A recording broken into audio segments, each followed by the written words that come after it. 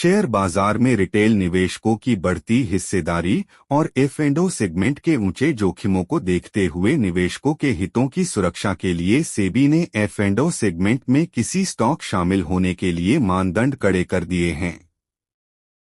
सेबी ने स्टॉक्स की योग्यता के पैमानों को लेकर किए बदलाव शुक्रवार को लागू किए हैं। सेबी ने ये कदम इसलिए उठाए हैं जिससे एफ&ओ सेगमेंट में सिर्फ हाई क्वालिटी स्टॉक्स को ही जगह मिले। आईआईएफएल के एक नोट में अनुमान दिया गया है कि इन नियमों का असर एफ&ओ में शामिल 23 स्टॉक पर देखने को मिल सकता है। क्या हुए बदलाव? एफ&ओ सेगमेंट में किसी स्टॉक्स को एंट्री तभी मिलेगी जब वो कैश मार्केट में लगातार 6 महीने तक एक निश्चित पैमाने से बेहतर प्रदर्शन करेगा। इसके अलावा एफ&ओ सेगमेंट में शामिल स्टॉक्स के लिए कुछ सीमाएं भी सख्त की गई हैं और उन्हें बढ़ाया गया है।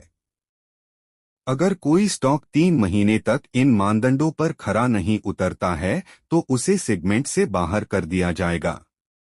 बदलावों के अनुसार किसी स्टॉक के लिए median quarter sigma order size को 25 लाख से बढ़ाकर 75 लाख कर दिया गया है।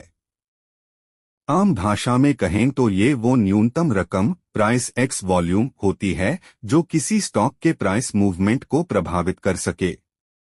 ये रकम जितनी ज्यादा होती है, स्टॉक प्राइस को पैसों के बल पर प्रभावित करने की संभावनाएं उतनी कम हो जाती है।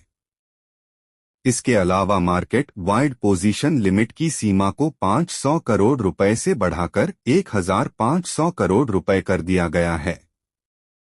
वहीं average daily delivery value 10 crore रुपए से बढ़ाकर 35 करोड़ रुपए कर दी गई है। ऐसे स्टॉक जो लगातार 3 महीने तक इन मानदंडों पर खरे नहीं उतरेंगे उन्हें डेरिवेटिव सेगमेंट से बाहर कर दिए जाएंगे और उन्हें अगले 1 साल तक एफ&ओ सेगमेंट में फिर जगह नहीं मिलेगी। ये नियम तुरंत प्रभाव से लागू हो गए हैं, हालांकि सेगमेंट में मौजूद स्टॉक्स को नियमों के मुताबिक ढलने के लिए 6 महीने दिए गए हैं। क्या है एक्सपर्ट्स की राय? एक नोट में कहा है कि सेबी ने प्रस्तावित नए एफ&ओ स्टॉक एलिजिबिलिटी क्राइटेरिया को लागू कर दिया है।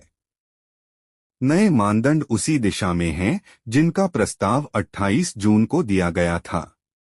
शेयर बाजार को इस फैसले को लागू करने के लिए नियमों में जरूरी बदलावों के लिए कहा गया है।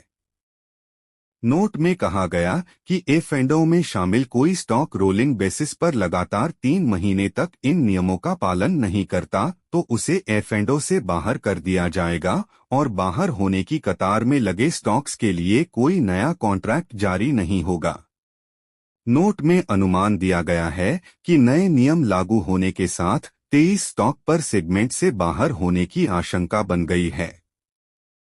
इसमें Laurus lab, Ramco cements, Deepak nitrite, Atul limited, Torrent pharma, Chambal fertiliser शामिल हैं। इसके अलावा Gujarat gas, Coromandel international, Sun TV, Syngene city union bank, GNFC, Bata India, दौलाल पैथलैब्स, यूबीएल शामिल है। दी गई सलाहें या विचार अपने निजी विचार हैं, वेबसाइट या मैनेजमेंट इसके प्रति जिम्मेदार नहीं है। निवेश से पहले अपने वित्तीय सलाहकार या सर्टिफाइड एक्सपर्ट से राय जरूर लें।